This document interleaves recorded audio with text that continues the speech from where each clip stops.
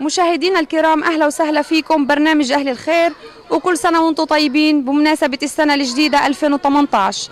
بال 2017 تم تصوير العديد من حلقات برنامج أهل الخير بفضل الله، بفضل الناس الطيبة وأهل الخير.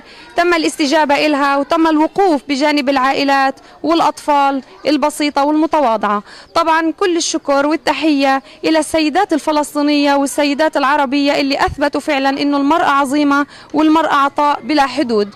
طبعا شكرا للرجال البسيطة اللي كانت تبدي أصحاب الحلقات اللي كان يتم نشرها في صفحة برنامج أهل الخير، كانوا يبدوهم على أسرهم وعلى عائلاتهم. شكرا كثير للجميع وبارك الله بالجميع، لكل من استجاب لكل حلقة في برنامج أهل الخير. شكرا لأهل الخير اللي موجودين بالخفاء ورفضوا إنهم يتعاملوا بشكل مباشر، شكرا كثير لإلكم.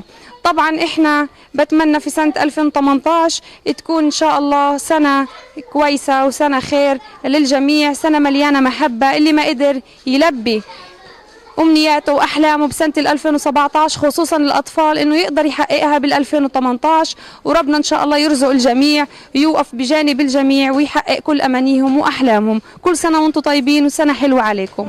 قبل منامي مر ببالي وحي سؤال، لو أن لعمري ميزانا ما المكيال. كل سنة وأنتم طيبين، إن شاء الله تكون حياتنا سعيدة 2018، ويا رب يا رب الله يرزق الجميع، ربنا يرزق الجميع ونحرر الأقصى.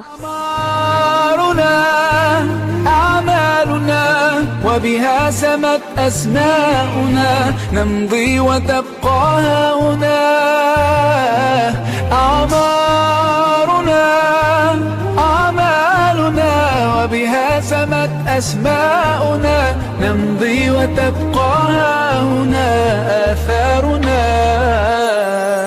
لن أنتظر الفرصة حتى ترأف بي، بل أصنعها بالإصرار الملتهب. لن أقضي وقتي باللوم وبالعتاب،